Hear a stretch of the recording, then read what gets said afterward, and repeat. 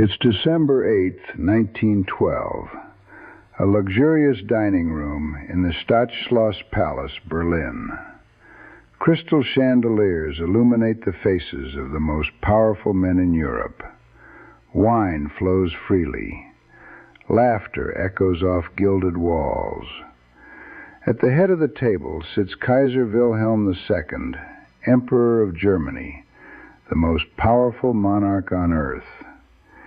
In 6 hours, at this very table, he will make a decision that sets the timer on a bomb. In 18 months, that bomb will explode. 4 empires will collapse. 20 million people will die. The world will never be the same. This is the story of the dinner party that started World War I. To understand how a single evening could change history, we need to travel back to the powder keg that was Europe in 1912. The continent hadn't seen a major war in 40 years. But beneath the surface of prosperity and progress, ancient rivalries simmered. Germany, unified only in 1871, had become an industrial powerhouse. Kaiser Wilhelm II, grandson of Queen Victoria, dreamed of making Germany a global empire to rival Britain. He'd spent billions building a massive navy, directly challenging British naval supremacy. Britain, meanwhile, ruled the largest empire in human history, controlling 1/4 of the world's population. But they were anxious. Germany's rapid rise threatened everything. France, defeated and humiliated by Germany in 1871, had lost the provinces of Alsace and Lorraine. 40 years later, they still burned for revenge. Russia, the sleeping giant of the East, had its own ambitions in the Balkans and Eastern Europe, putting it on a collision course with Germany's ally, Austria-Hungary. And Austria-Hungary itself, a creaking multi-ethnic empire desperately trying to hold together dozens of nationalities who wanted independence. These 5 great powers had divided Europe into 2 armed camps. On one side, Germany, Austria-Hungary, and Italy in the Triple Alliance. On the other, Britain, France, and Russia in the Triple Entente. It was a system of alliances designed to prevent war. Instead, it guaranteed that any spark would ignite a continental inferno. The spark was coming. On December 8, 1912, Kaiser Wilhelm II received troubling news at his palace in Berlin. Britain's Foreign Secretary, Richard Haldane, had issued a warning. If Germany and Austria-Hungary attacked France and Russia, Britain would intervene. This wasn't diplomatic posturing. This was a line in the sand. The Kaiser was furious. Who was Britain to threaten Germany? That evening, he convened an emergency meeting. But this wasn't a formal cabinet session or a meeting of Parliament. This was a dinner party with his military chiefs. Present at the table were some of the most consequential figures in German military history. Admiral Alfred von Tirpitz, architect of Germany's massive naval expansion. General Helmut von Moltke, chief of the German General Staff, and Admiral Georg Alexander von Müller, chief of the German Imperial Naval Cabinet. These weren't diplomats or politicians. These were warriors, and Wilhelm wanted their advice on a single question. Should Germany prepare for war with Britain, France, and Russia? Kaiser Wilhelm II was a study in contradictions. Intelligent but impulsive, charismatic but insecure. Born with a withered left arm, a condition he spent his life trying to hide. He overcompensated with aggressive militarism and grandiose speeches. His relationship with Britain was especially complex. His grandmother was Queen Victoria. His mother was British. He'd grown up admiring the British Empire. But that admiration had curdled into jealous resentment. He wanted Germany to have everything Britain had, and more. General Helmut von Moltke was a reluctant warrior.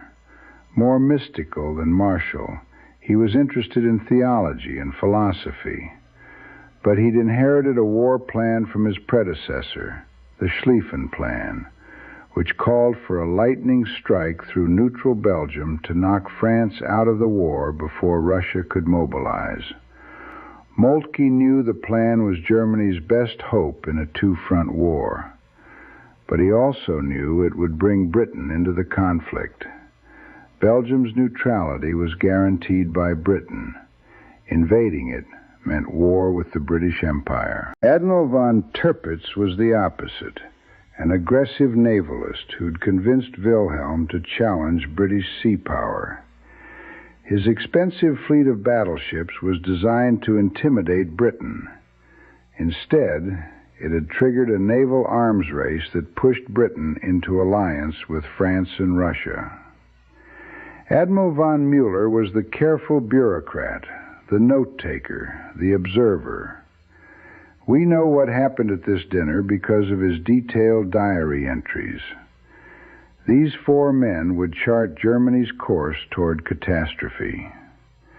The conversation began with Admiral von Müller reading aloud Haldane's warning.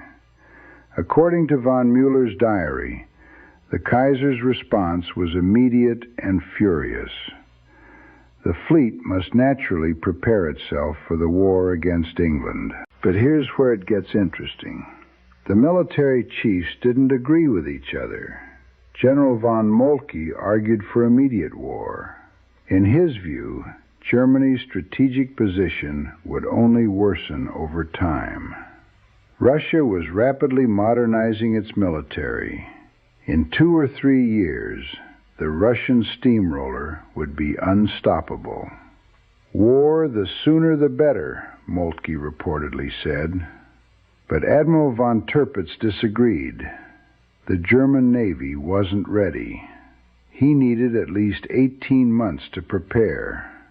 The Kiel Canal, which would allow German battleships to move quickly between the Baltic and North Seas, wouldn't be widened until 1914. "Please, Your Majesty," Tirpitz pleaded, "delay any major war for 1.5 years." The Kaiser agreed with Tirpitz. War would wait.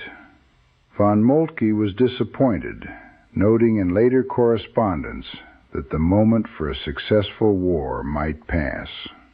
But here's the fatal error. They didn't decide to avoid war. They decided to postpone it. The meeting concluded with several disastrous decisions.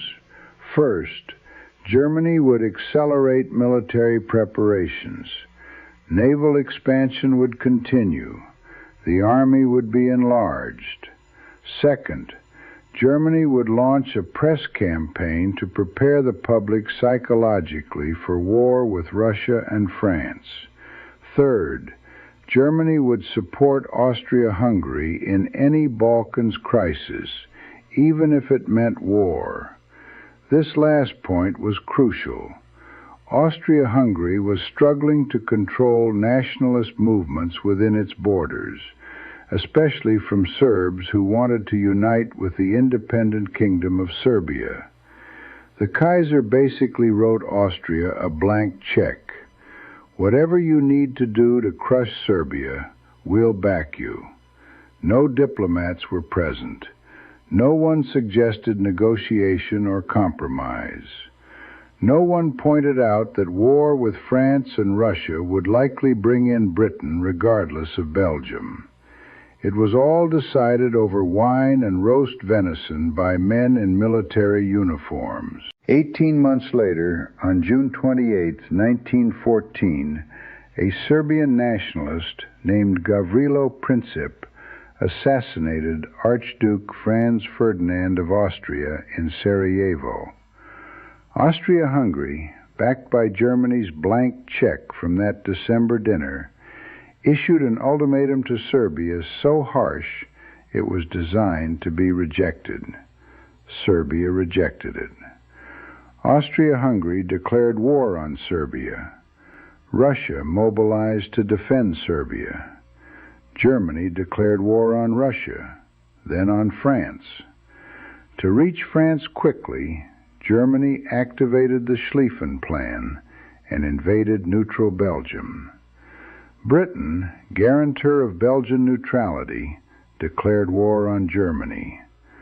The dominoes fell exactly as they'd discussed that December evening. The war they'd planned for 18 months had arrived, but nothing went according to plan. The Schlieffen Plan failed. France held at the Marne. The war of movement became a war of attrition. Trenches stretched from Switzerland to the North Sea. The short, victorious war the generals imagined became 4 years of industrial-scale slaughter. Machine guns, poison gas, tanks, and artillery turned battlefields into hellscapes. The Battle of the Somme, 1 million casualties. Verdun, 700,000 casualties. By 1918, 4 empires had collapsed: Germany, Austria-Hungary, Ottoman Turkey, and Russia. 20 million people were dead. 21 million were wounded. The Kaiser fled to exile in Holland, where he spent the rest of his life chopping wood and blaming everyone but himself. Von Moltke had a nervous breakdown in 1914 and was quietly removed from command. He died in 1916, a broken man. Von Tirpitz's Grand Fleet, which had triggered the naval race with Britain, spent most of the war in port, too valuable to risk in battle. The world they knew was gone. Here is what most history books don't tell you about that December dinner. First, the Kaiser had held similar war councils before, in 1905 and 1908. Each time he'd worked himself into a fury about war, then backed down. His generals had learned not to take his outbursts too seriously. But this time was different. This time they began actual preparations. Second, the British diplomat whose warning triggered the dinner, Richard Haldane, was actually pro-German. He'd studied in Germany, loved German philosophy, and had been working to improve Anglo-German relations. His warning was meant to prevent war, not provoke it. The irony is devastating. Third, Kaiser Wilhelm's own chancellor, Theobald von Bethmann-Hollweg, wasn't invited to the dinner. The civilian head of government was excluded from a meeting that set the course for war. The military had cut the politicians out of the decision-making process. Fourth, in 1919, after Germany's defeat, Admiral von Muller's diary became evidence that Germany had planned the war. The Allies used it at Versailles to justify the war guilt clause that forced Germany to accept sole responsibility for the war. Finally, Kaiser Wilhelm himself later claimed the December 8th meeting was just angry talk and not a serious war council. But the documentary evidence, the orders given, the preparations made, the press campaigns launched, tells a different story. That December dinner party crystallized something that had been building for years: the militarization of political decision-making. In democracies like Britain and France, civilian politicians controlled the military. But in Imperial Germany, the Kaiser could consult his generals without his chancellor, make military decisions without parliamentary approval, and set the empire on the road to war without meaningful civilian oversight. This represented a catastrophic failure of governance. Historian Fritz Fischer, in his groundbreaking 1961 book, Germany's Aims in the First World War, used the December 8th meeting as evidence that Germany deliberately planned for an aggressive war. This sparked decades of scholarly debate. Was World War I an accident, a stumble into catastrophe no one wanted?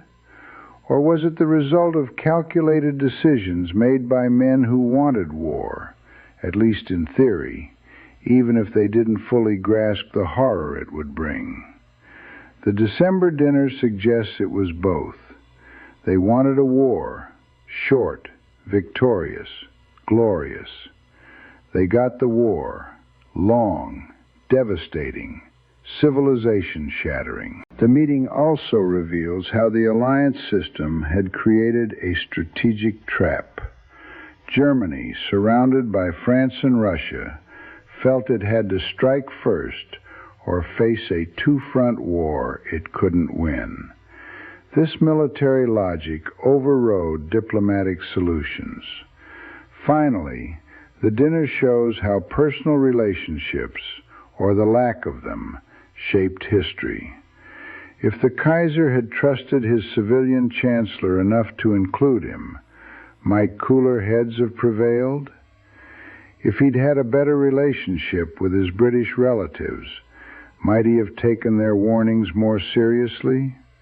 We'll never know. What can we learn from a dinner party that helped trigger the deadliest conflict the world had yet seen? Lesson 1. Military logic is not the same as strategic wisdom. Von Moltke was technically correct that Germany's strategic position would worsen over time. But his solution, preventive war, unleashed forces that destroyed Germany far more thoroughly than any future Russian army could have. Sometimes the cure is worse than the disease. Lesson 2. Civilian control of the military matters. When generals and admirals make decisions without meaningful civilian oversight, when military planning proceeds without diplomatic alternatives, catastrophe follows. Lesson 3. Alliance systems meant to prevent war can guarantee it. The web of commitments turned a Balkan assassination into a global conflict. Every nation was pulled in by its obligations, like mountaineers roped together for safety, only to watch one slip and drag them all into the abyss. Lesson 4. Pride and prestige are terrible reasons to risk war. So much of the Kaiser's anger came from wounded pride. Britain had insulted Germany's honor. This couldn't stand. But 20 million deaths later, honor seemed like a very expensive luxury. Lesson 5.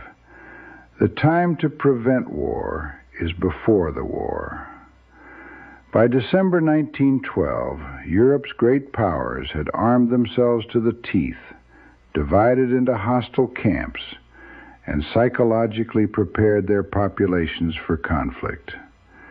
At that point, it only took a spark. The real failure came in the decades before, when leaders chose arms races over disarmament, alliances over agreements, and pride over peace. Today, the Stadtschloss Palace, where that fateful dinner occurred, no longer exists. It was heavily damaged in World War II and demolished by East Germany in 1950. But recently, Germany rebuilt it. The new structure, completed in 2020, serves as a museum and cultural center, a place of learning, not warmongering. It's a fitting metaphor. The Europe that emerged from World War I was broken. The Treaty of Versailles, which formally ended the war, planted the seeds for an even deadlier conflict 20 years later. But eventually, after unspeakable suffering, Europeans learned the lessons their great-grandparents died to teach. Today, the idea of Germany and France going to war is unthinkable. The European Union, for all its flaws, has created an interconnected system where war between members has become impossible. The alliance system that dragged Europe into war in 1914 has been replaced by institutions designed to prevent it. If we could bring Kaiser Wilhelm and his generals forward in time to see modern Europe peaceful, prosperous, united, what would they think? Would they recognize that everything they claimed to be fighting for, security, prosperity, national greatness, was better achieved through cooperation than conquest? Would they understand that the dinner party where they chose preparation for war over pursuit of peace was the worst decision of their lives? We can't ask them, but we can remember. On December 8, 1912, in a glittering palace in Berlin, powerful men made a choice. They chose military solutions over diplomatic ones. They chose pride over pragmatism.